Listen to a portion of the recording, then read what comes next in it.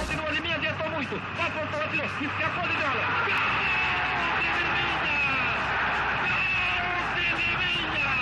Bom, aquele torneio foi um torneio mundial. É um orgulho haver ganho esse torneio. Eu sempre tive para mim que era o maior título que o Palmeiras tinha na sua história. O time do Palmeiras abraçado pelos cronistas, reservas e público que estava aqui na vala. Eu acredito que foi um campeonato mundial, porque você tinha praticamente representantes das melhores escolas futebolísticas existentes naquele momento no mundo. O ano é 1951, apenas 12 meses depois de uma das maiores tragédias do futebol brasileiro. A perda do título mundial em casa para o Uruguai não foi digerida. O país ainda sentia essa dor. Foi quando surgiu uma grande ideia. Houve um período de desencanto da torcida, diminuiu a presença de público. Então muita gente começou a pensar o que se podia fazer. Mas conversa daqui, conversa lá, surgiu a ideia de, bom, não dá para fazer outra Copa do Mundo. Mas se pode fazer um campeonato de clubes, com os clubes mais representativos, que mais de perto tragam a ideia da Copa do Mundo.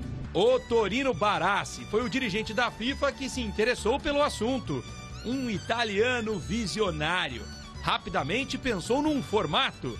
Um torneio que reunisse os principais clubes campeões nacionais do planeta. O critério, claro, era dos campeões das principais praças esportivas da América do Sul e também da Europa. Alguns times que haviam conseguido tecnicamente esse privilégio de disputar a primeira competição não puderam vir. Caso do Milan, que preteriu essa disputa por conta já dos seus compromissos na Copa Latina, que era então a principal competição na Europa naquele período. O Barcelona deu lugar ao Olympique de Nice, campeão francês, e o Tottenham deu lugar ao Áustria Viena, que era o campeão da Inglaterra, o Tottenham naquele período, e que tinha a vaga assegurada. Foram 8 equipes. A Juventus herdou a vaga do Milan, na Itália. O Nice foi o campeão francês e substituiu o Barcelona, o Sporting campeão português. Estrela Vermelha, campeão da antiga Iugoslávia. O Áustria Viena não era o campeão austríaco, mas mesmo assim, muito reconhecido na época, entrou no lugar do Tottenham. O Nacional, campeão uruguaio, representava a melhor seleção do mundo. E do Brasil participaram o Vasco, campeão carioca, além do Palmeiras, campeão paulista. Aquilo ficou sendo realmente um acontecimento único. Uma repetição em nível de clube do que tinha sido a Copa do Mundo de Seleções. A organização foi compartilhada. A FIFA cooperou enviando árbitros e a bola oficial utilizada na Copa, enquanto a Prefeitura do Rio de Janeiro bancou os custos das delegações e teve a honra de batizar o torneio. O nome da taça Copa Rio é uma homenagem da Prefeitura do Rio de Janeiro, que cedeu a taça em disputa da competição. O nome oficial do torneio, ele chamava Torneio Internacional de Clubes Campeões.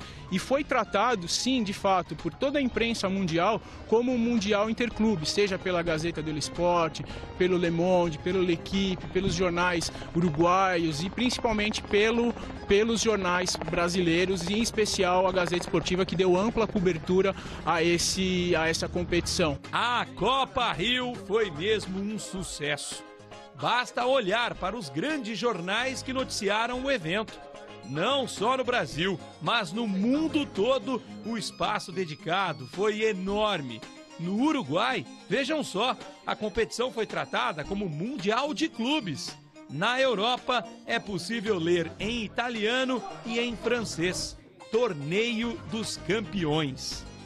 2 grupos de 4, uma sede em São Paulo e outra no Rio.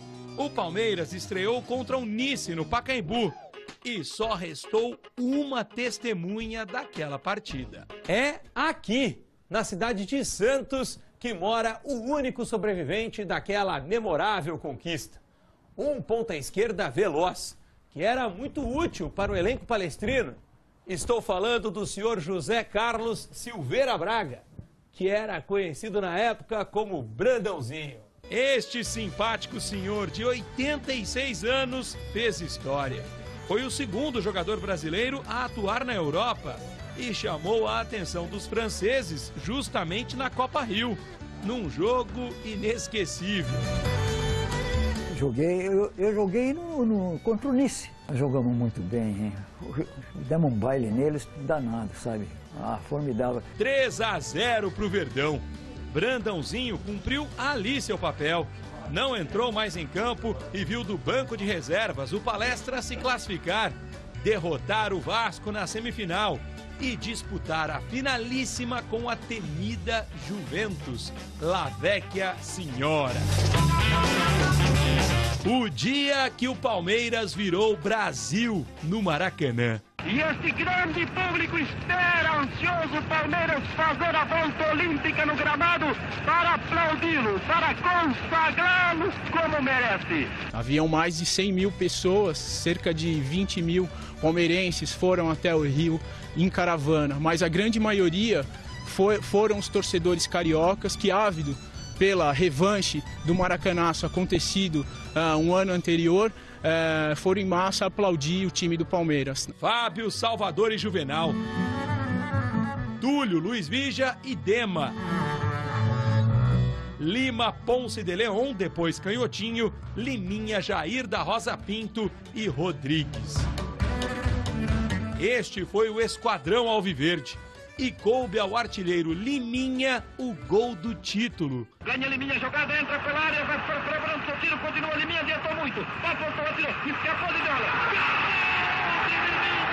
Guardado para sempre na memória do seu Aristides, um torcedor que teve o privilégio de ver de pertinho. Foi um gol muito bem trabalhado, do meio do campo para frente. Que o Palmeiras tinha Lima, Liminha, e quando entrou o Canhotinho era um jogador que tinha um domínio de bola, aquela coisa mais linda, né? E foi uma jogada assim que aí não tinha o que fazer, você não sabia se ria, se chorava. E a festa foi gigantesca. O Palmeiras voltou para São Paulo, do Rio de Janeiro, em trem.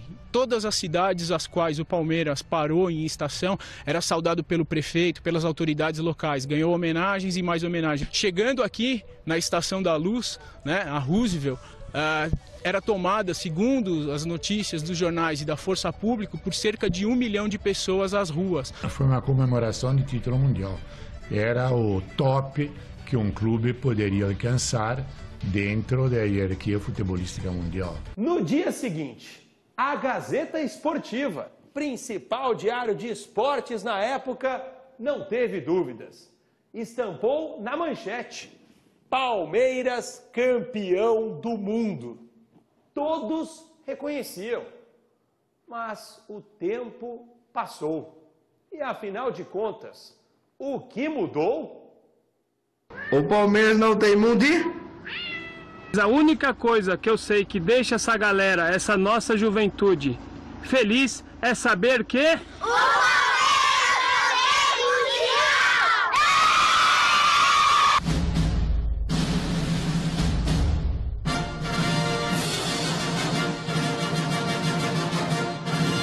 A explicação para tantas piadas está no próprio Palmeiras.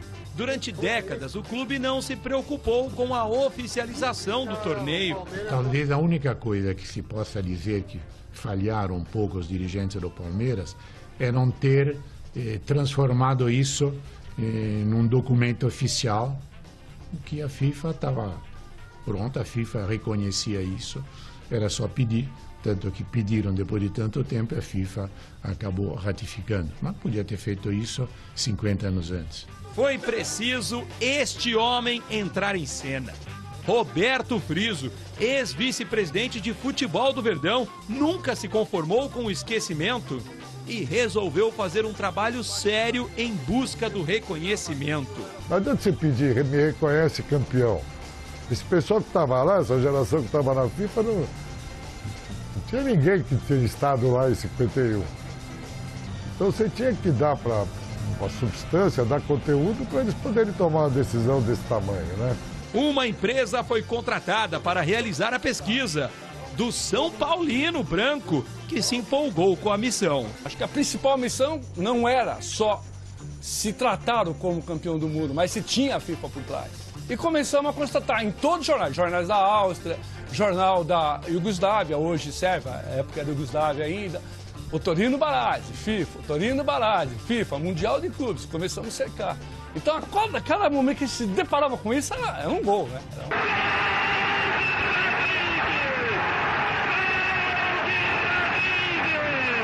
Três viagens internacionais, dezenas de entrevistas e milhares de páginas de jornais depois, veio a constatação. Jogadores que atuaram na Copa Rio confirmaram o fato. A primeira Copa do Mundo, c'était de club, c'était la Copa Rio. Un torneo mondiale per i più grossi club nel mondo. E aí nasceu esse documento, que ali foi feito como mesmo uma tese de mestrado ou de doutorado, e aí foi mandado para aquilo que a gente sempre entendeu que seria o foro para resolver isso, que seriam os delegados, seriam os membros do comitê executivo da FIFA que poderiam decidir isso. Como acabaram decidindo agora durante a Copa do Mundo no Brasil, foi esse colegiado dos membros da FIFA que decidiram e que, portanto, isso foi considerado o primeiro mundial. Sim, é verdade. A FIFA diz textualmente: o Palmeiras é o primeiro campeão mundial de clubes. Porém, a entidade ignora o fato na lista dos campeões mundiais em seu site. Assim como também não coloca todos os campeões da Copa Intercontinental, torneio que o Santos de Pelé e o São Paulo de Tele Santana ganhou 2 vezes, por exemplo. E assim a discussão continua. Nos bares, nos estádios ou nos programas esportivos. Mas o orgulho palmeirense não tem discussão. Nem para o conselheiro. Eu acredito que isso tem que partir do Palmeiras mesmo. Mas falo para o Paulo, mas nós não precisamos depender deles para nada. Vamos festejar aqui, vamos pôr uma estrela na camisa. Vamos assumir. Não vamos ficar achando que somos vira-lata, vamos assumir o Mundial. Nem para o torcedor. Eu trabalhei numa empresa que tinha palmeirense bastante que trabalhava lá, né? Mas tinha muitos corintianos também. E quando vieram querer tirar sarro, eu digo, olha, você procure outro para tirar sarro. E de mim ninguém vai tirar sarro. Enquanto eu viver, eu posso viver 200 anos, eu tenho alegria para gastar por conta desse time que eu torço aí. Muito menos para o jogador campeão. Vou levar para o meu túmulo, se Deus quiser. Palmeiras campeão do mundo. Palmeiras campeão do mundo. Uma lealdade em padrão, sabe sempre levar de vencido e mostrar que de fato é campeão. Prezado senhor Aldo Rebelo, né, que era o ministro dos Esportes, né, por meio desse, gostaríamos de confirmar oficialmente o campeonato mencionado acima, até porque ele é muito palmeirense, diga-se de passagem, já veio muitas vezes aqui no programa Os Donos da Bola, como a primeira Copa Mundial de Clubes já realizada. Então, se já está escrito aqui, foi o primeiro e é campeão. Acabou. Depois do grande sucesso da Copa do Mundo FIFA no Brasil em 1950, a CBD, Confederação Brasileira de Esportes, decidiu promover outro campeonato em parceria com a FIFA, visando elevar a qualidade técnica do esporte.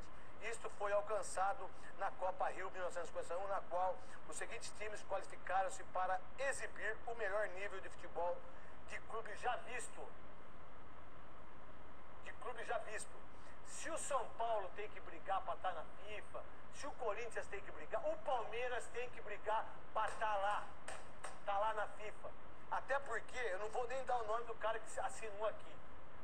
Por essa matéria, o Palmeiras é campeão.